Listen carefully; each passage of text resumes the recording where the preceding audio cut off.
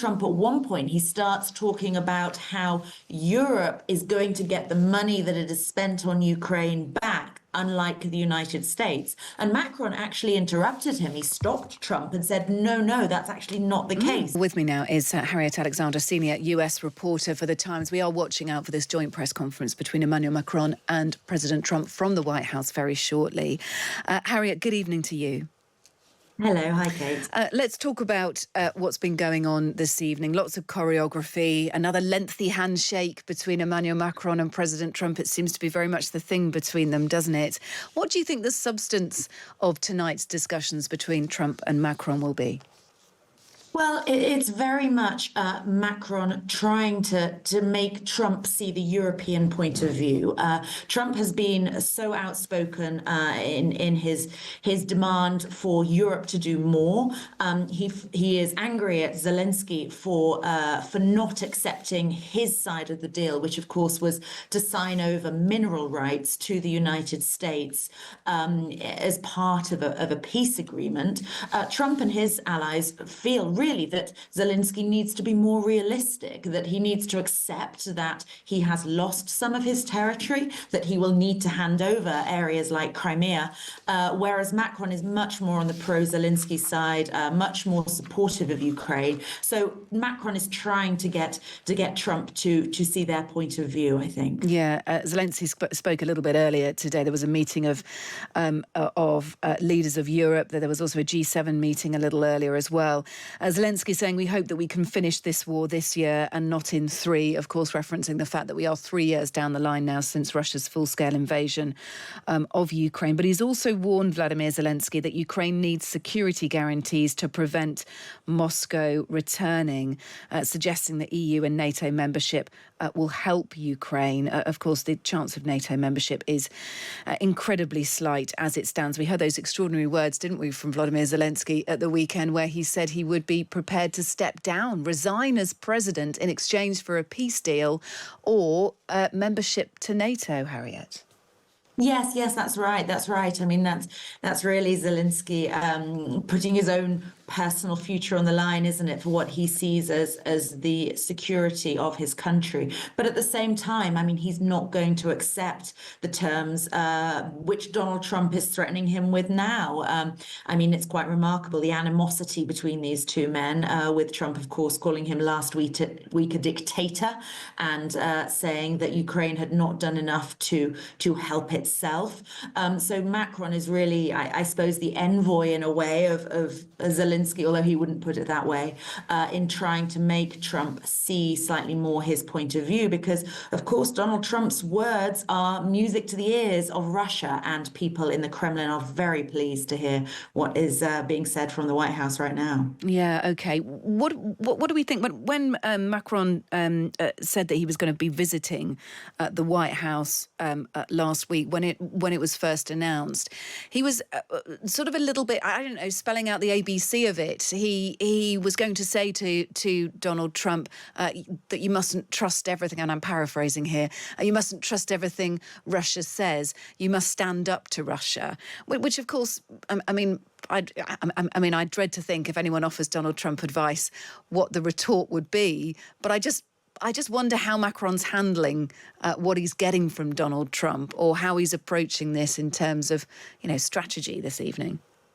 Right. I mean, you can imagine that days and days of very long strategy sessions that have gone into this before this meeting between the two men, because it's incredibly high stakes. And it's very delicate for Macron. As you say, Donald Trump is not someone who likes to be told what he can and cannot do. So it needs to be presented in a very careful way, I think. But there was evidence of this, actually, Kate, earlier on today, when we saw in the Oval Office, before their meeting, when they were both talking to reporters, Donald Trump, at one point, he starts talking about how Europe is going to get the money that it has spent on Ukraine back, unlike the United States. And Macron actually interrupted him. He stopped Trump and said, no, no, that's actually not the case. We are giving money in the same way that you are, in the form of grants and guarantees and loans and all sorts of different things. So he was quite quick to sort of correct that narrative where he could. But yes, as you say, it's a delicate one. Yeah, it certainly is. And we heard this evening from Trump, one of the things that he talked about before going into that meeting with Macron is that he's going to meet with Volodymyr Zelensky soon, this week or next week, and reference that minerals deal, which, you know, was the idea of President Zelensky. But the US came back and asked for $500 billion worth of assets, mineral assets, critical mineral assets, rare earths as well. And we know that there's been some toing and froing, but I don't know whether Trump's just posturing there, but he seems to think that this deal is close, Harriet. Yes, I mean, it's that eternal debate, isn't it? Is this some sort of genius strategy by Trump where you make outrageous demands and then you sort of water it down? I mean, he would call that, of course, the art of the deal, but other people just say it's shooting from the hip, and there's not particularly a strategy at play. So it'll be interesting to see whether this does produce results. But I think, in fairness, it does feel that there is more energy around peace talks, that at least people are moving perhaps in the right direction, because it's just been stalemate and so grindingly awful for so long that, you know, perhaps there is renewed focus on finding some sort of agreement and putting an end to the bloodshed. Yeah, Keir Starmer earlier heaped praise on Donald Trump, saying he's changed the global conversation on Ukraine over the last few weeks. And just one other line that we've heard from Donald Trump today, again, before going into that meeting with Emmanuel Macron, is that he says Vladimir Putin would allow European peacekeepers to be stationed in Ukraine as part of a potential peace deal. This could all be, of course, part of the negotiation. Restored. As President Trump said, there won't be any more problems. We've seen the U.S. Europe is loaning the money to Ukraine. They get their money back. No, in fact, to be frank, we paid 60% of the total effort, and it was through, like the US, loans, guarantee, grants, and we provided real money. To be clear, we have 230 billion frozen assets in Europe, Russian assets, but this is not as a collateral of a loan because this is not our belonging. So they are frozen. If at the end of the day, in the negotiation we will have with Russia, they're ready to give it to us, super. It will be a loan at the end of the day, and Russia will have paid for that. If you believe that, it's okay with me. Mr. President, if they get their money back, we don't, and now we do. But you know, that's only fair. Mr. President, will allow a truce to take place, verification of that truce, and then a peace agreement can be. Well, thank you very much, everyone. Great honor to be here. The purpose of our meeting today is to end another battle, a really horrible one, a war, something that we haven't seen since the Second World War, that is ravaging European soil, the deadliest and most destructive conflict that one can imagine. I've seen the pictures, I've seen the satellite photos and lots of other photos, and it's a horrible thing that's happening. Thousands of people are dying a week. This very day is the third anniversary of the invasion of Ukraine, which would never have happened if I was president. That was not going to happen. To worry about that, we have other things happening that maybe take that out of the realm of.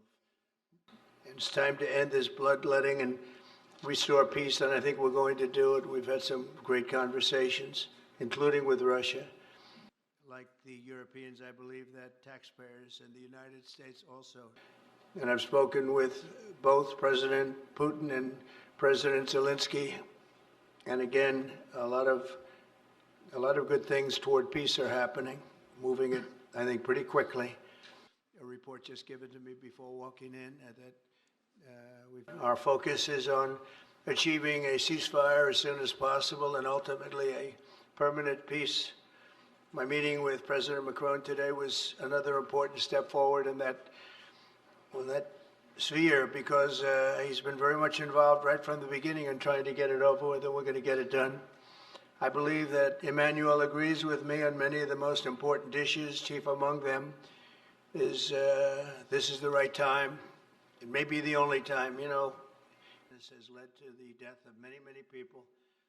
I'm also pleased that President Macron agrees that The cost and burden of securing the peace must be borne by the nations of Europe, not alone by the United States. And Europe must take that central role in assuring long-term security of Ukraine, which they want to do. And that's not a very big step. The big step is what's going to happen over the next few weeks. Made Emmanuel a great deal of progress toward getting that. We must have an agreement with Ukraine on critical minerals and rare earths and various other things as security. And I think that that's happening. I think we've made a lot of progress. I had a report just given to me before walking in that we've made Emmanuel a great deal of progress toward getting that. That promotes peace around the world. And when I left office for the first administration, I think Russia, likewise, I've spoken to President Putin, and my people are dealing with him constantly, and his people in particular. And they want to do something. I mean, that's what I do. I do deals. My whole life is deals. That's all I know is deals. And I know when somebody wants to make it and when somebody doesn't. I will say this, before I came here, there was no communication with Russia whatsoever, and Russia wasn't answering calls. They were not talking to anybody. They wouldn't talk to anybody, and people sort of accepted that as being that they want to go forward and just keep going without stop. But when I got here, one of the first calls I made was to President Putin, and we were treated with great respect, and they want to end this war. So that's a big thing, because I didn't know if I could say that, but it's a big thing. They want to do it, and we didn't have inflation. It was a whole different world. We're working on deals right now, transactions right now, and in particular, the big one is to get the war stopped, whether it's ceasefire or direct to an agreement. Now we invite Emmanuel to say a few words. Now this is a chance. There is a big change because there is a new U.S. administration. So this is a new context. So there is good reason for President Trump to re-engage with President Putin. Nous avons eu l'occasion ces dernières années lors. I think it's good to have discussion. I think it's useful to have negotiation. I think it's super important to go to the peace. But my strong point was to say, let's try to get something first which can be assessed, checked and verified. And let's be sure that we build sufficient guarantees on the short run. And this is where we are ready to be engaged. As for France, a lot of my European colleagues are ready to be engaged. But we do need this American backup because this is part of the credibility of the security guarantees. And this is our collective deterrence capacity.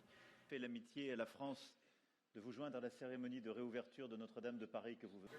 I think it's very much to the benefit of Russia to make a deal, and I feel that we'll do that. It is what it is. A Harvard poll. Do you agree with what President Trump is doing with Elon and others? Look, I think this discussion is a very important one. First, because it's important for the US, and it will be a good occasion for a first very important meeting between President Trump and President Zelensky. Second, I think there is a lot of economic upside on both sides. When you read the things that all of these billions, and I mean many billions, hundreds of billions, and we will see you again soon. We'll be speaking often. We'll get this thing worked out. We're going to get it done. So important, and great job. Thank you.